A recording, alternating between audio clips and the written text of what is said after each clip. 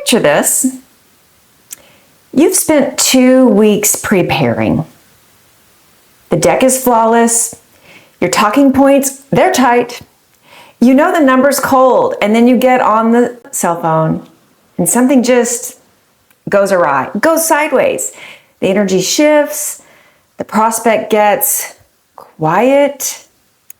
They say they need to think about it. And you hang up wondering, what did I miss? Where did it go wrong? Here's what I want to offer you today. And I promise it's going to change how you think about every high-ticket conversation you have going forward. It wasn't your pitch. It wasn't your price. It was your nervous system. And the really wild part, your prospect felt it before you even knew it was happening. So let's get into the science for just a second. And I'll keep this pretty practical, I promise.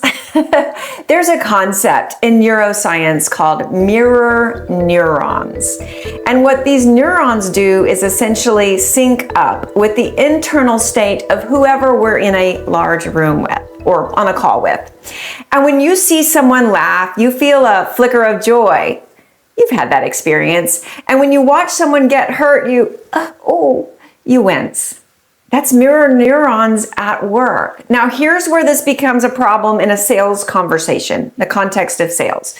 When you walk into a high-ticket presentation carrying unresolved anxiety, even if you're smiling, even if you're confident on the surface, your body's broadcasting a completely different signal. See, micro tremors in your voice, they're happening. A slightly faster blink rate, you've seen that before and you're like, wow, how odd. Tension in the jaw, shallow breathing, that speeding up when you hit that critical talking point, clammy fingers, right? So your prospect's brain is picking up on every single one of these signals. Now, not consciously, but that's what makes this sneaky, if you will. Where did it go awry? Where did it go wrong? Their subconscious is reading those slight, ever so slight, definitely not obvious signals. That's physiological state and making the call. Is this person safe to trust? I don't know. I'm getting a weird vibe here. I don't know if they're safe to trust with this decision. If it's that reading, desperate, unsure, needing the deal, the answer it sends back is maybe not yet. Or I feel like I need to think about this a minute. Let me talk to my partner. All of which are polite ways of saying something doesn't feel right. I'm not sure why necessarily, but it just doesn't feel right. Now, here's the part that catches most people off guard. You might think that if you just keep it together on the surface, keep smiling, keep the energy up, get through those slides, your anxiety stays hidden. And intellectually, in terms of what you say, maybe it does, but here's the brutal truth. Masking anxiety isn't the same as resolving it, and your body knows the difference inside. In fact, there's research suggesting that when we try to suppress an emotional state rather than actually process it, the physiological signals can actually intensify.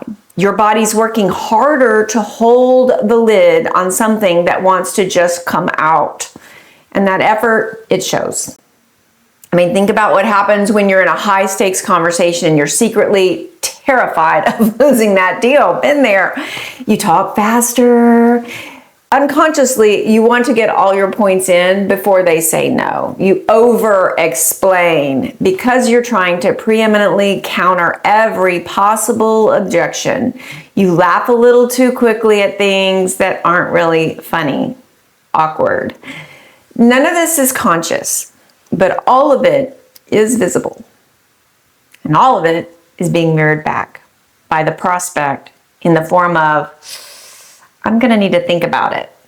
They hesitate, they stall, they have skepticism, and this sudden impulse to, slow down, right? All right, so how do we actually fix this going forward? Let's get real practical here. The first thing I want you to try is what I call the pre-call reset. And this is non-negotiable if you're going into a high-stakes conversation. 5 minutes before the call, not during the call, before the call, not after you've already logged on, but before the call, I want you to do box breathing. I love this. I first learned this from Joe Stump many years ago in my mastermind with him, and it's box breathing. Maybe you've heard of it. It's 4 counts in, hold for 4, 4 counts out, hold for 4. So think of it, 4, 4, 4, 4. Box breathing, really easy to recall. Now do that for about 2 minutes.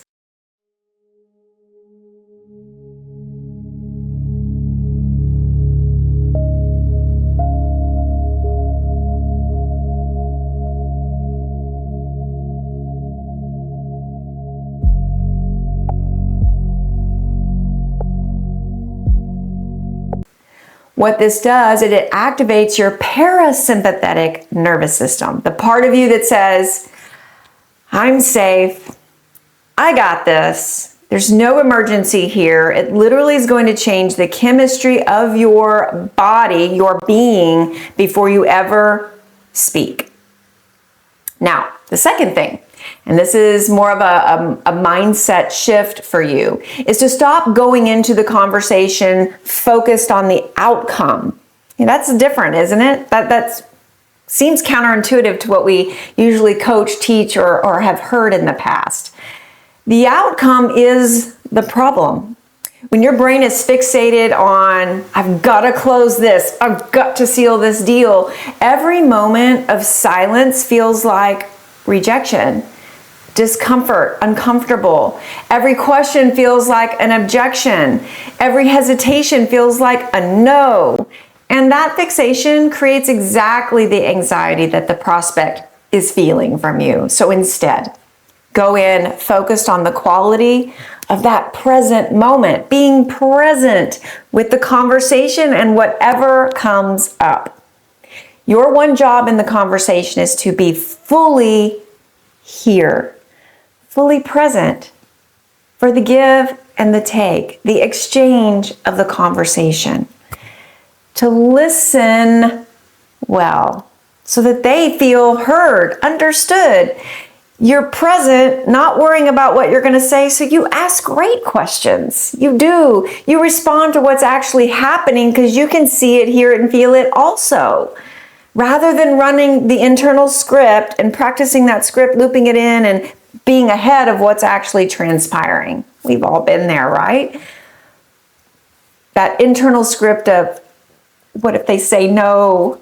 When you shift from outcome to presence, something interesting is going to happen for you. You're going to get calmer.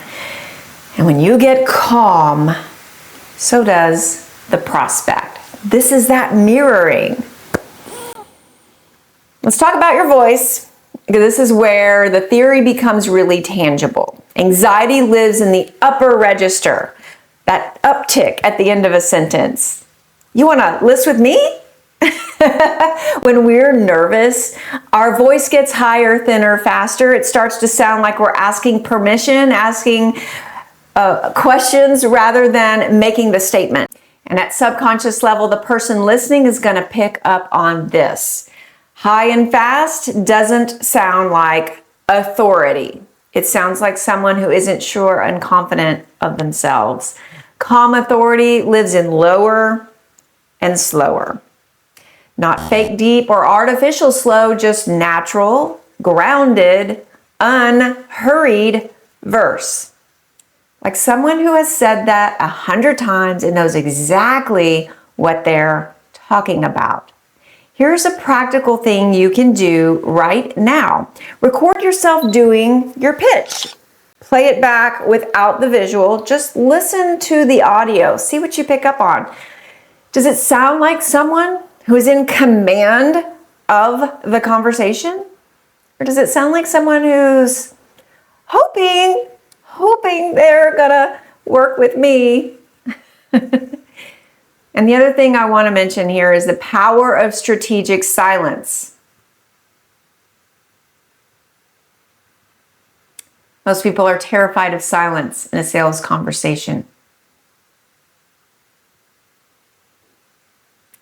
But silence, when it's yours, when you're the one who put it there with intentionality, you're the one of the most powerful signals of confidence that there is. It says, I said what I said. I'm not backtracking. I'm giving you space to process. That's not passive. That's authority. Now, the last piece of this is what happens when objections come up. And they're gonna come up. Don't be surprised. Most people, when they hit this resistance, they tighten up. Their energy is going to become defensive, and you know what the prospect feels when that happens. They feel your resistance to their resistance, which just creates more resistance. It's a looping pattern. What you resist persists, as a coach of mine said. What you resist persists. That's a really good little jingle to remember, like no resistance, right? This is a loop. So here is your reframe. An objection is not the attack. It's a question.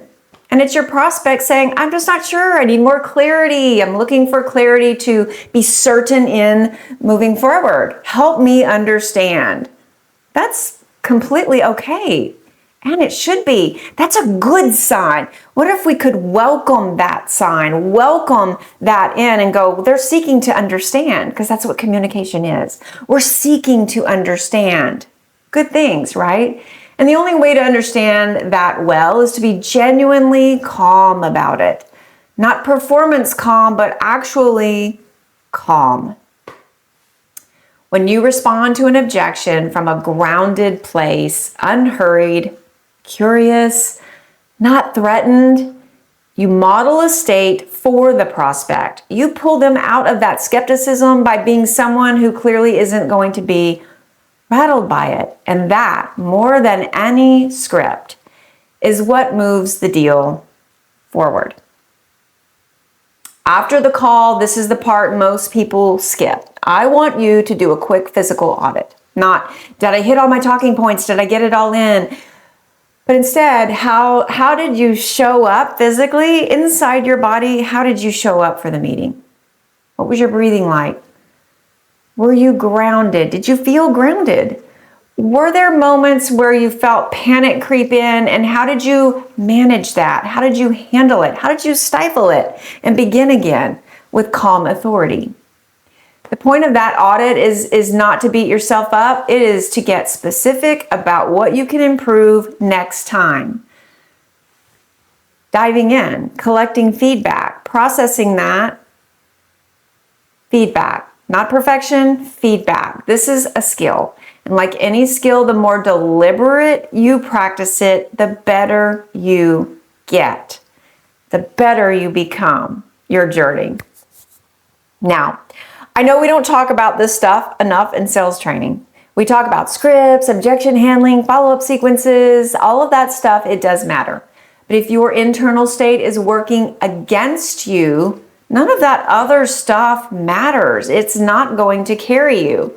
I do a lot of training on scripts, script practice, role play, and people hesitate. They're hesitant about that. And what's beautiful about it, though, even though it's a script, when you master that script, it becomes internalized. You're not seeking and searching out what to say. You know it already. You've practiced it, rehearsed it enough that you're able to listen. That's the beauty about script practice and role play. And it changes shifts because now you're going to insert your own language, your own words into the script, and it's aligned and it converts. It's my experience. Your nervous system is either your greatest asset in a high-ticket presentation or it's your biggest liability. And the difference is whether or not you're paying attention to it. So drop a comment below and tell me, when do you feel the anxiety in the sales conversation? I'd love to know which part of the conversation, and let's talk about it. Go check out the related videos we have linked here for you. They go deeper into this dive on the psychology piece of this conversion. I'll see you in the next video. Thanks for being here.